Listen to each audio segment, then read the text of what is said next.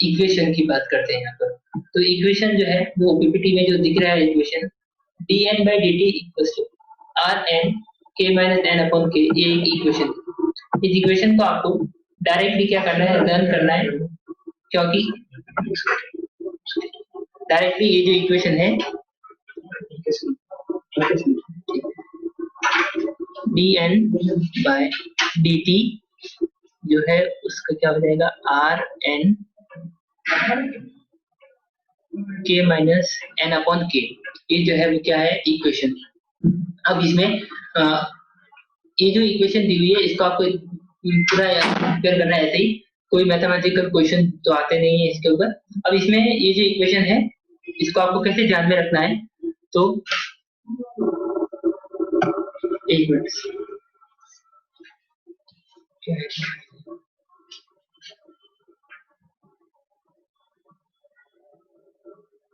ऐसे आपको पीपीटी में दिख रहा है ना, आपको क्वेश्चन है तो आप एक बार, अगर आपको क्वेश्चन हो तो आप पूछ लीजिए।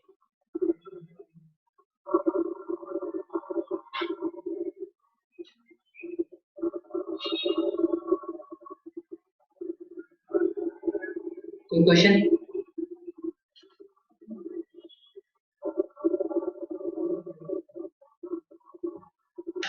तो ये जो है वो हमारे पास लॉजिस्टिक ग्रोथ का हमने मैंने ग्राफ बताया पहले, और उसके बाद दूसरा ये इक्वेशन बताई। इस इक्वेशन में आर क्या है, तो intrinsic rate of natural increase, ये जो है वो वहां पर क्या है आर है, और के यहाँ पर क्या है कैरिंग कैपेसिटी। इंट्रिंस आर के बारे में मैंने कल भी बताया था, crude birth rate minus crude death rate क्या कहलाती है, इंट्रिंसिक रेट आर कहलाता है यहाँ पर। ठीक है, तो आपको समझ आया होगा। एक बार आप पीपीटी से देख लीजिएगा, उसके बाद डाउट हो तो आप मुझे पूछ लीजिएगा। नेक्स्ट हम बात करते हैं आगे पॉपुलेशन तक का पूरा हमारा पोर्शन, उसके बाद हम बात करते हैं पॉपुलेशन इंटरेक्शन के बारे में, या हम जो है वो बात करते हैं कुछ बायोटिक इंटरेक्शंस के बारे में। ये बायोटिक और बायोटिक इंटरेक्शन तो होती ही है किसी भी ज्योग्राफिकल एरिया में, जैसे कि अपन ने पहले बात की थी टेम्परेचर के बारे में, लाइट के बारे में, सॉइल के बारे में। अब हम बात करेंगे किसके बारे में, तो बायोटिक इंटरेक्शंस के बारे में। तो सबसे पहले बायोटिक इंटरेक्शंस के बारे में क्या बात करें, तो उसमें जो है वो हमारे पास 5 टॉपिक्स हम पढ़ेंगे। वैसे तो बहुत सारे टॉपिक्स थे, लेकिन हम 5 टॉपिक्स के बारे में बात करते हैं। सबसे पहला टॉपिक जो है वो है म्यूचुअलिज्म। फर्स्ट टॉपिक जो है वो हमारे पास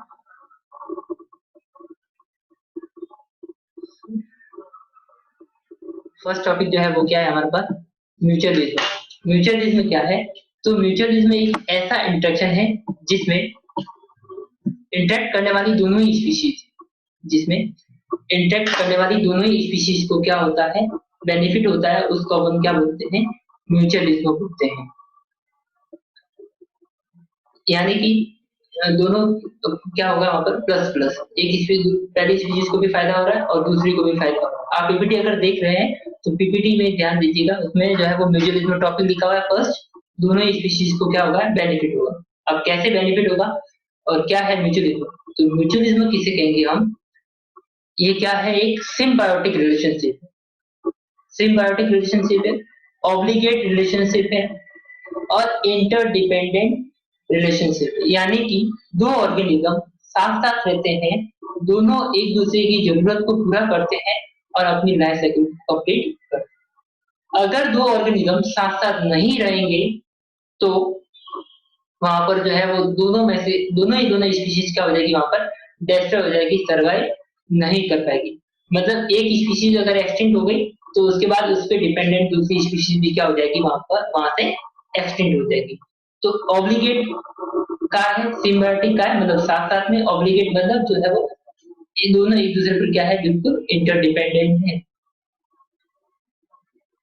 तो ये तो सिंपल सी डेफिनेशन। अब उसके बाद अपन एग्जांपल से समझते हैं। तो सबसे फर्स्ट एग्जांपल लेते हैं हम, वो है लाइकेंस। आपने सुना होगा लाइकेंस के बारे में 11th स्टैंडर्ड में। लाइकेंस क्या होते हैं, तो सिम्बायोटिक रिलेशनशिप है किसके बीच में, एल्गी एंड फंजाई के बीच में, उसको हम क्या बोलते हैं, लाइकेंस कहते हैं हम। symbiotic relationship between algae and fungi is is known as lichens. अब इसमें लाइकेज में हम कैसे समझते हैं क्या है सिम्बायोटिक रिलेशनशिप का। तो कौन कौन से ऑर्गेनिज्म है, एक तो एल्गी है और दूसरा फंजाई है। एल्गी और फंजाई दोनों आपस में रहकर, साथ में रहकर अपनी लाइफ साइकिल को कंप्लीट करते हैं, उसे हम लाइकेन बोलते हैं। अब कैसे कंप्लीट करते हैं, तो एल्गी जो होता है वो क्या है, फोटोसिंथेटिक ऑर्गेनिज्म है। तो एल्गी क्या है, फोटोसिंथेसिस प्रोसेस द्वारा क्या करता है, अपनी लाइफ साइकिल को फोटोसिंथेसिस प्रोसेस से अपनी लाइफ साइकिल को कंप्लीट करता है। जबकि फंजाई जो है, फंजाई जो है वो क्या है, हेटेरोट्रॉपिक ऑर्गेनिज्म है। वो जो है वो डायरेक्टली क्या करता है, फूड को यूज करता है किसी और के द्वारा बनाए गए। तो इसमें इन दोनों में एल्गी फूड सिंथेसिस करता है और फंजाई जो है वो उसको फायदा मिल रहा है। दूसरा, अब एल्गी को क्या फायदा है, तो फंजाई क्या करता है, वाटर एंड मिनरल का एब्जॉर्प्शन करता है और एल्गी को देता है। तो एल्गी को क्या प्रॉफिट हुआ कि वो वाटर और मिनरल एब्जॉर्प्शन करके दे देता है, और फंजाई को प्रॉफिट ये हो रहा है कि उसको फूड मिले। तो दोनों एक दूसरे पर डिपेंडेंट है, दोनों की जरूरत पूरी हो रही है। तो ये क्या हुआ, सिम्बायोटिक, और दोनों को फायदा हो रहा है, प्लस प्लस। आपको अगर कोई डाउट है तो आप हैंड रेज कर दीजिए, अब समझ में आ रहा है थोड़ा थोड़ा, है ना, स्क्रीन वाला पूरा। नेक्स्ट एग्जांपल शुरू करते हैं। दूसरा एग्जांपल माइकोराइजा।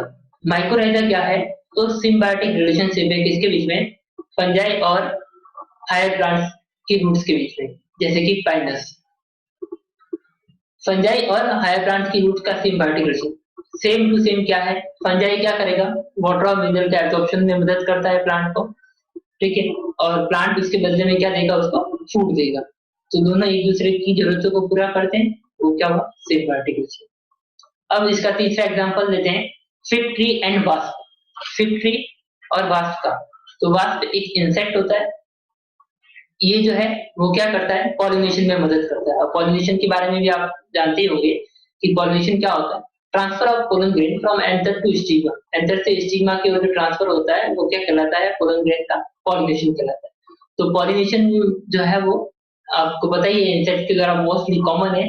तो वास्प जो है वो क्या करता है, पॉलिनेशन में मदद करता है किसके, फिग ट्री के। बदले में फिग ट्री क्या देता है उस वास्प को, तो वहां पर जो वास्प होता है, फीमेल वास्प, वो क्या करता है, एग जो है वो क्या करता है, वहां पर उसके फ्रूट में जो है वो एग ले करता है। तो उससे क्या हो गया, एक तो एग लेइंग की जगह मिल गई, दूसरा क्या फायदा है उसको, तो उसको वहां पर जो डेवलपिंग जो एम्ब्रियो है उनको फूड भी मिल जाएगा फ्रूट से। तो वास्प इंसेक्ट को भी फायदा हुआ और फिग ट्री को भी फायदा हुआ। ये जो है ये भी क्या है, सिम्बायोटिक रिलेशनशिप है। इसका मतलब ये हुआ कि अगर इन दोनों में से कोई एक भी एक्सटिंक्ट हो जाता है तो दूसरा भी वहां पर क्या हो जाएगा, एक्सटिंक्ट हो जाएगा। यानी कि इंसेक्ट वास्प के द्वारा ही फिग ट्री का पॉलिनेशन होगा, किसी और इंसेक्ट के द्वारा नहीं होगा। ये सिम्बायोटिक रिलेशनशिप क्लियर है ना। यहाँ तक आपको कोई डाउट है तो आप हैंड रेज कर सकते हैं। क्लियर है यहाँ तक, आगे चले। तो ये हमारा फर्स्ट रिलेशनशिप कंप्लीट हुआ, कौन सा, म्यूचुअलिज्म। नेक्स्ट बात करते हैं हम किसकी, सेकंड की, कॉमेंसलिज्म।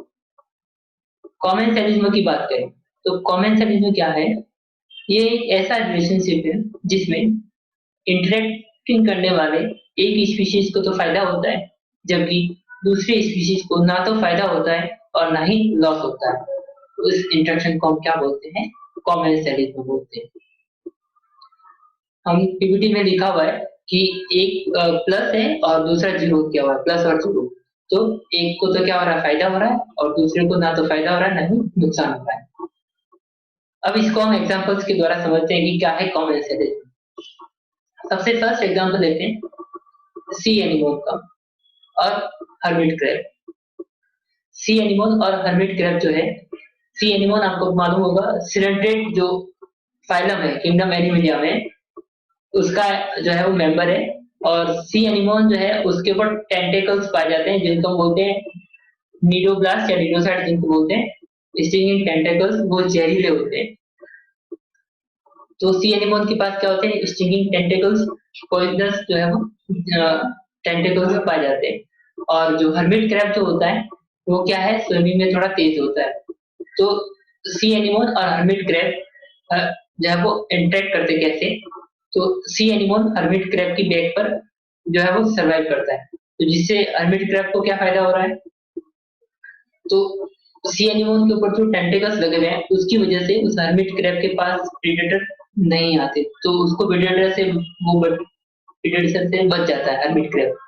जबकि सी एनिमोन को कोई फायदा भी नहीं है और कोई नुकसान भी नहीं है। हर्मिट क्रैब उसको ना भी ले जाएगा तभी वो वाटर करंट के साथ मूव कर सकता है। तो यहाँ पर सी एनिमल को तो कोई फायदा या नुकसान नहीं हो रहा है, जबकि हर्मिट क्रैब को फायदा हो रहा है कि उसके पास प्रीडेटर नहीं आएंगे। तो ये सबसे पहला एग्जांपल हो कॉमन सेलिज्म।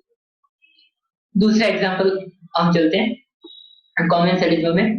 तो क्रोकोडाइल और बर्ड्स का, वो उसमें पीपीटी में नहीं मेंशन किया हुआ है, क्रोकोडाइल और बर्ड का। तो आपने देखा होगा कि क्रोकोडाइल जो होता है वो कभी कभार जो है वो क्या किनारे पर आकर बैठ जाता है मुंह खोल के, जब उसका पेट पूरा भर जाता है मुंह खोल के ऐसे बैठ जाता है रेस्ट पीरियड में। तो उसके दांतों में जो फ्लैश फंसा हुआ होता है क्रोकोडाइल के, वो फ्लैश कौन यूज करता है? तो बर्ड्स जो होते हैं वो आके जो है वो कभी कभार वहां से फ्लैश निकाल लेते हैं। तो इससे बर्ड्स को फायदा हो रहा है, फ्लैश निकाल रहे हो, उनको फूड मिल रहा है। जबकि क्रोकोडाइल को कोई फायदा या नुकसान नहीं, क्योंकि उसे किसी की बर्थडे पार्टी में जाना नहीं है। तो एक को फायदा हो रहा है, दूसरे को कोई फायदा या नुकसान नहीं। ये सेकंड एग्जांपल है। तीसरा एग्जांपल है कैटल एग्रेट बर्ड और कैटल का। कुछ बर्ड्स अपन ने देखा है कि जो रेनी सीजन में जब कैटल जो है वो ग्रेजिंग में होते हैं फील्ड में, तो उस समय जो बर्ड्स होते हैं वो उनके आसपास ही घूमते रहते हैं। वो बर्ड्स जो होते हैं वो उनके आसपास ही घूमते रहते हैं। तो उससे क्या फायदा है बर्ड्स को? तो जब वो ग्रेज करते हैं तो उसमें जो इंसेक्ट वगैरह जो होते हैं उस ग्रास में, वो वहां से क्या होते हैं बाहर निकलते हैं। अब इंसेक्ट बाहर निकलते हैं तो वो उन इंसेक्ट कौन कैच करता है? बर्ड्स उन इंसेक्ट को आसानी से कैच कर लेते हैं।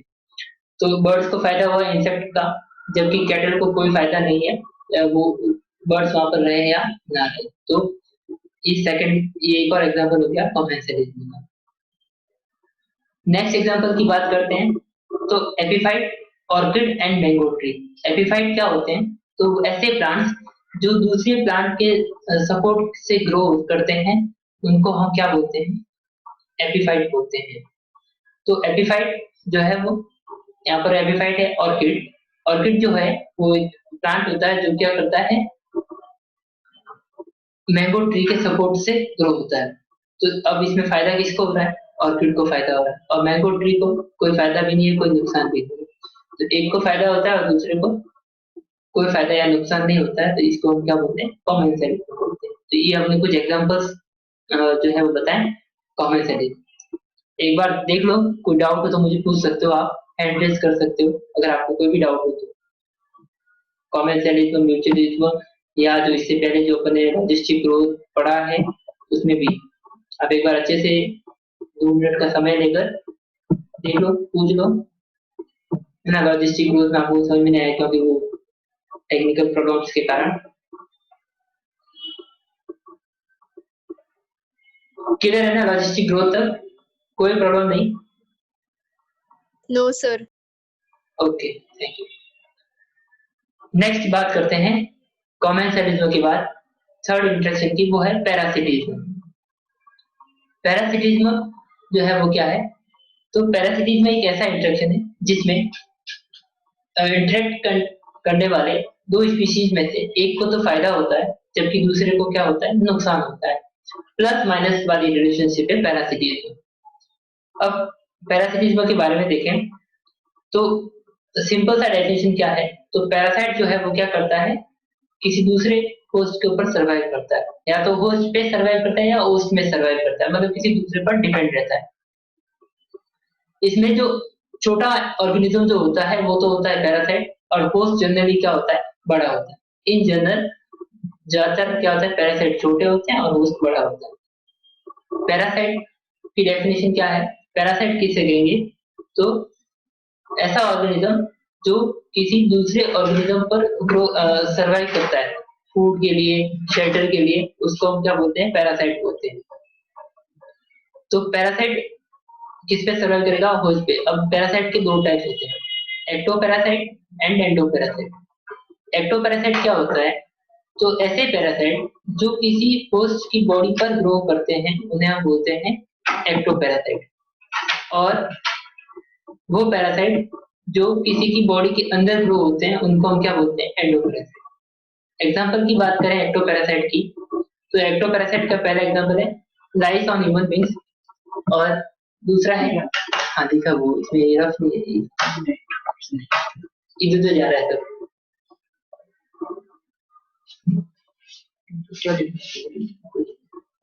जैसे म्यूचुअली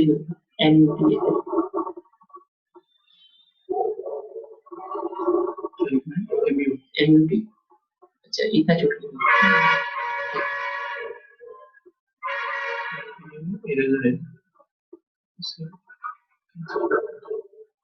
तो पूरा पेज ही इरेज कर सकता है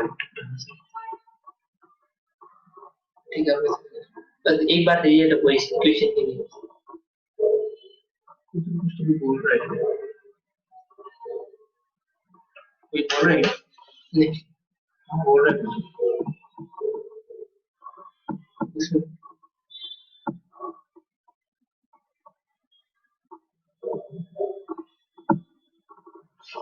ठीक है कंटिन्यू। हाँ, तो दो टाइप के पैरासाइट हुए, एक्टोपैरासाइट और दूसरा हो गया एंडोपैरासाइट। एक्टोपैरासाइट मैंने बताया एग्जांपल लाइस ऑन ह्यूमन और टिक्स ऑन डॉग्स, ये जो है वो क्या हो गए? एक्टोपैरासाइट के एग्जांपल। डॉग्स जो कैटल है उनके ऊपर जो है वो छोटे छोटे ऑर्गेनिज्म बैठे रहते हैं, वो क्या है? एक्टोपैरासाइट।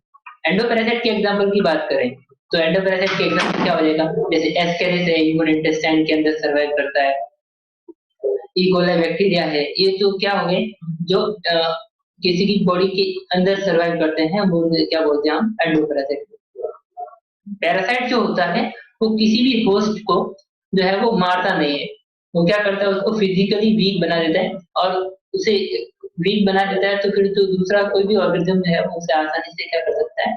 मार सकता है, ठीक है, या फिर वो आसानी से इंजरी क्या हो जाएगी? उसकी डेथ हो जाएगी।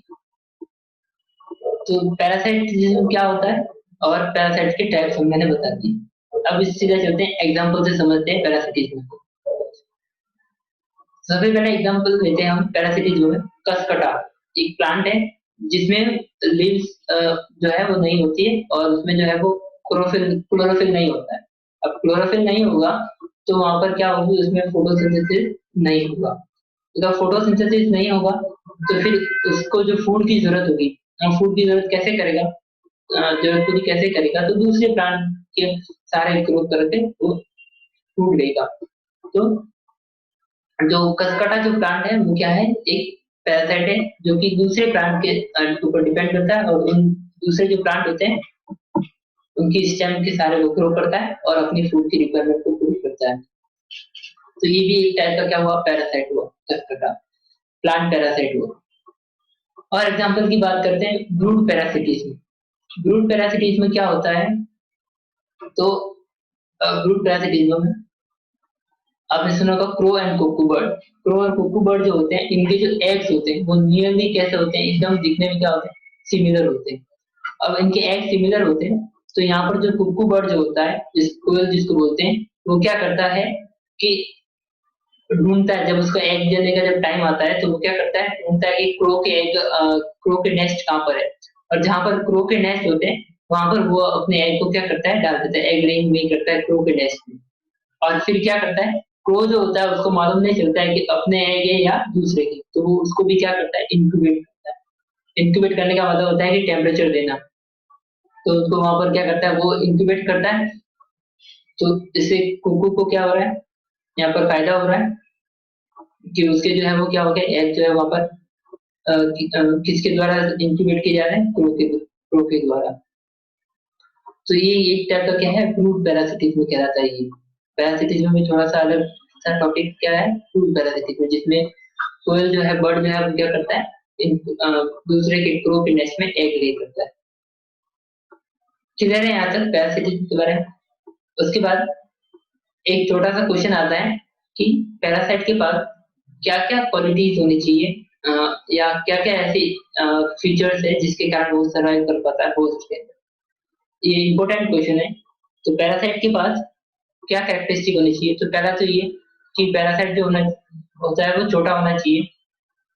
दूसरा, पैरासाइट जो है उसके पास अननेसेसरी जो है वो ऑर्गन्स वगैरह नहीं होने चाहिए पैरासाइट के पास। तीसरा, उसकी जो रिप्रोडक्शन कैपेसिटी वो क्या होनी चाहिए, फास्ट होनी चाहिए। चौथा क्या है, तो वो जो है वो क्या है, वहां आसानी से उससे चिपक सके ठोस से, ऐसे उसके पास क्या होना चाहिए, एडेसिव ऑर्गन्स होने चाहिए, जिसके कारण वो आसानी से क्या कर पाता है, सर्वाइव कर पाता है किसमें, ठोस में। तो ये हमारे पास, ये हमने क्या पढ़ा है, पैरासिटिज्म के बारे में पढ़ा। एक बार पीपीटी में देख लो, आपको अगर कुछ समझ में नहीं आ रहा तो बिल्कुल पैरासिटिज्म के बारे में। एनी क्वेश्चन हो, कोई भी क्वेश्चन हो तो बता दीजिए पैरासिटिज्म के बारे में। No question. नेक्स्ट बात करते हैं, नेक्स्ट इंट्रैक्शन की ओर चलते हैं, वो है प्रेडेशन। प्रेडेशन की अगर बात करें तो प्रेडेशन कैसा इंट्रैक्शन है जिसमें एक को तो क्या होगा, फायदा होगा और दूसरे को क्या होगा, नुकसान होगा। वैसा इंट्रैक्शन क्या कहलाता है, प्रेडेशन कहलाता है। प्रेडेशन का सीधा सा मतलब होता है किसी को मार कर खाना। तो प्रेडेटर क्या करता है, कैच करता है उसको, मारकर उसको खा जाता है। तो प्रेडेशन क्या होगा, एक को फायदा होगा और दूसरे को क्या होगा, नुकसान होगा। प्लस माइनस का इंट्रैक्शन। सबसे बेस्ट एग्जांपल और जो सबसे सिंपल एग्जांपल है वो क्या है, लायन एंड डियर। लायन जो है वो क्या करता है, डियर को कैच, किल एंड ईट। तो ये सिंपल सा एग्जांपल हो गया इसका, प्रेडेशन का। अब इसमें प्रीडेटर कौन हुआ, लायन हुआ, जबकि डियर को क्या बोलेंगे, प्रे बोलेंगे। और ये इंट्रैक्शन क्या कहलाएगा, प्रेडेशन कहलाएगा। फायदा किसको हो रहा है, लायन को प्लस और डियर क्या हो गया, माइनस हो गया। ये हो गया पहला एग्जांपल। लेकिन इसका ये नहीं,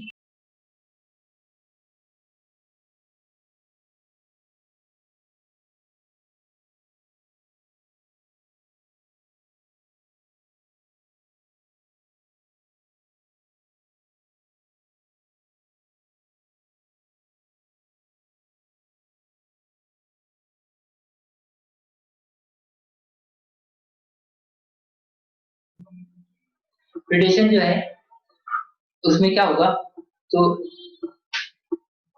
प्लस और माइनस, एक को फायदा हो रहा है, एक को जो है वो, आपको दिखाई दे रहा है ना।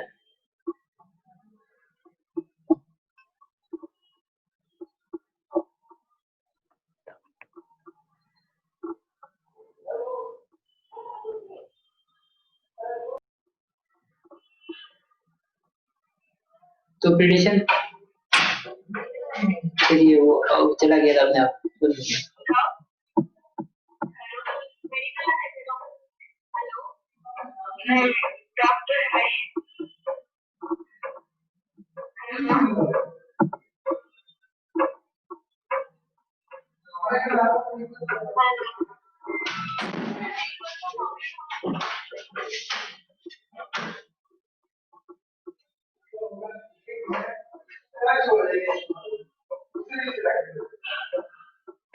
प्रेडिशन, आगे चलते हैं प्रेडिशन के बारे में।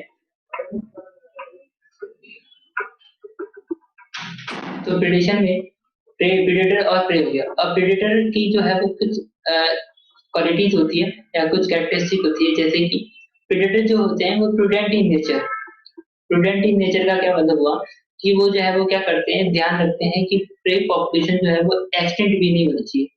जैसे कि कोई फॉरेस्ट में लायन है, तो वो लायन क्या करेगा, जो है वो डेली के 1 से 2 हंट जो क्या करेगा वहां पर डियर को खाएगा, 1 से 2 डियर। ऐसा नहीं है कि एक दिन में सारे के सारे डियर जो है वो वहां पर मार दिए। मतलब वो क्या करते हैं, ये भी ध्यान रखते हैं कि वहां पर प्रे पॉपुलेशन एक्सटेंट नहीं होना चाहिए। एक तो ये बहुत ध्यान रखते हैं। दूसरा क्या है बेनिफिट प्रेडेटर का, तो प्रेडेटर के होने से प्रे पॉपुलेशन भी बहुत ज्यादा इंक्रीज नहीं होती है। प्रे पॉपुलेशन अगर बहुत ज्यादा इंक्रीज हो जाएगी तब भी वहां पर क्या हो जाएगा, वो जो एरिया है वो पूरा क्या हो जाएगा, वहां पर खाली हो जाएगा। क्यों, क्योंकि वहां पर कंपटीशन बढ़ जाएगा। एक ही स्पीशीज के जो मेंबर होंगे उनकी वहां पर नंबर जो है वो क्या हो जाएगा, इंक्रीज हो जाएगा, जिससे आपस में वो जो है कंपटीशन के कारण उनकी जो है वो स्पीशीज भी क्या हो जाएगी, वहां से एक्सटेंड हो जाएगी। तो प्रे पॉपुलेशन को कंट्रोल कौन करता है, प्रेडेटर जो होता है वो प्रे पॉपुलेशन को भी कंट्रोल करता है। क्लियर है यहाँ तक, ये हमने एग्जांपल्स और प्रेडेटर की जो क्वालिटीज है वो वहां पर हम डिस्कस कर रहे हैं प्रेडेशन के अंदर। क्लियर है ना यहाँ तक प्रिडिक्शन दर? और आपको कोई डाउट है तो आप हैंड रेज कर लीजिए।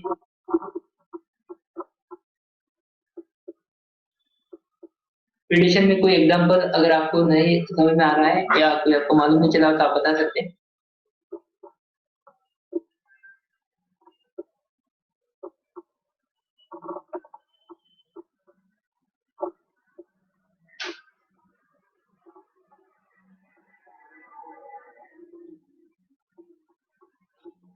नेक्स्ट लास्ट जो है वो इंट्रोडक्शन है, वो है कंपटीशन।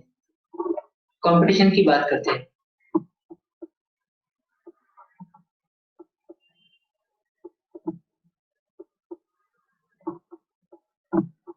लास्ट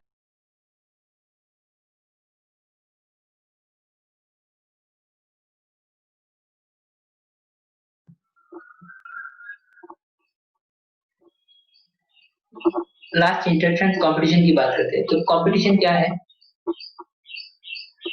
कंपटीशन एक ऐसा इंट्रोडक्शन है जिसमें इंटरेक्ट करने वाले दोनों ही स्पीशीज को क्या होता है, वहां पर नुकसान होता है, उसको हम क्या बोलते हैं? कंपटीशन बोलते हैं। जैसे इसको हम कंपटीशन को कैसे समझेंगे कि सिंपल सा मतलब होता है कि एक स्पीशीज की प्रेजेंस की वजह से दूसरे की जो जो कैपेसिटी हो जाती है वो क्या हो जाती है? डिक्रीज हो जाती है, उसको हम क्या बोलते हैं? कंपटीशन बोलते हैं। या फिर एक स्पीशीज की वजह से दूसरे का सर्वाइवल जो है वो वहां पर कम हो जाता है, तो उसको हम क्या बोलते हैं? कंपटीशन बोलते हैं। इसमें इंटरेक्ट करने वाले दोनों ही स्पीशीज को क्या होगा? नुकसान होगा। यानी कि भी माइनस माइनस वाला इंटरेक्शन है कंपटीशन। अब कंपटीशन को कुछ ऐसे समझे, जैसे सबसे पहले हम एग्जांपल लेते हैं पिशाचर जो फिश है, और दूसरा जो है वहाँ की जो एक एरिया है पर्टिकुलर इंटरटाइडल एरिया, मतलब वाटरी एरिया जिसमें फिश है, पिशाचर फिश। और उसको अगर हम अ, उस पर्टिकुलर एरिया से वहां से हटा दे उस फिश को, तो उस एरिया में रहने वाले लगभग 10 से ज्यादा इनवर्टिब्रेट स्पीशीज जो है वो वहां से क्या हो जाएंगे? एक्सटिंक्ट हो जाएंगे उस फिश को हटाने के कारण। क्यों एक्सटिंक्ट होंगे या कैसे एक्सटिंक्ट होंगे? तो अगर हम उस फिश को हटा देंगे तो वहां के जो इनवर्टिब्रेट स्पीशीज है उनमें क्या हो जाएगा? आपस में कंपटीशन बढ़ जाएगा। उनमें आपस में कंपटीशन बढ़ जाएगा तो उनमें आपस में कंपटीशन बढ़ जाएगा तो वहां पर क्या हो जाएगा? उनकी स्पीशीज भी क्या हो जाएगी? वहां पर कम हो जाएगी। जबकि डिजास्टर अगर होगा तो वहां पर वो क्या करेगा? प्री पॉपुलेशन कंट्रोल में करेगा। दूसरा एग्जांपल लेते हैं प्रेडेशन का। तो विजिटिंग फ्लेमिंगो फ्लेमिंगो बर्ड और वहां फिशेज जो है एक लेक पे, वो आपस में क्या होता है? उनमें कंपटीशन होता है। फ्लेमिंगो बर्ड वो भी जू प्लैंक्टन को खाता है और जो फिशेज है वो भी जू प्लैंक्टन पर फीड करते हैं। अब दोनों ही जो है वो उनका कंपटीशन किसमें है? सेम स्पीशीज के लिए, इसके लिए जू प्लैंक्टन के लिए। तो अब अगर जो स्पीशीज जो स्ट्रांग होगा वो स्पीशीज तो क्या कर पाएगा? वहां पर सर्वाइव कर पाएगा, और दूसरा स्पीशीज वहां से क्या हो जाएगा? एलिमिनेट हो जाएगा। यानी कि जो स्ट्रांग होगा, जो उस पर्टिकुलर एनवायरनमेंट के लिए सुटेबल होगा, वो तो वहां पर क्या करेगा? अपनी रिप्रोडक्शन कैपेसिटी बढ़ाएगा, जबकि दूसरा क्या हो जाएगा? एक्सटिंक्ट हो जाएगा।